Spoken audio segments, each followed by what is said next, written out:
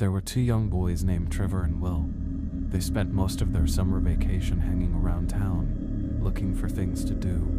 One hot August night, the boys were sitting on a fence by the main road. There was a cornfield just across the road. Suddenly, Trevor spotted something in the field. In the darkness, it was difficult to make out, but he thought it looked like some kind of weird animal.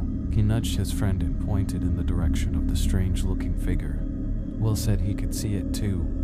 He wasn't sure, but the mysterious thing seemed vaguely human. The next thing they knew, the thing was gone. The boys craned their necks and scanned the field with their eyes.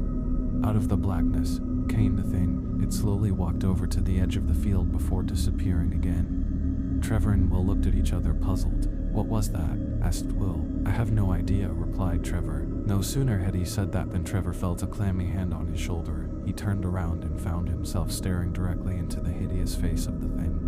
He let out a yell of terror and surprise. The rotting skin on the thing's face was coming off in several places, revealing the bone underneath. For a moment, it just stared silently at Trevor with its dark, sunken eyes. Then it suddenly grabbed hold of his arm. Trevor felt its fingernails dig into his flesh as he wriggled out of its grasp. The two boys leapt off the fence and ran down the road, screaming in horror. They didn't stop running until they reached their homes. They tried to tell their parents and friends about the thing they had seen that night, but nobody believed them. When Trevor woke up the next morning, the scratches on his arm were still there. After a few days, they got worse and worse.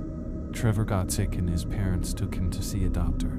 After examining his arm, the doctor told the boy it was infected and gave him some pills to take. Unfortunately, Trevor's condition got worse and worse. The infection spread to his entire arm, and it wasn't long before his flesh was rotting and falling off.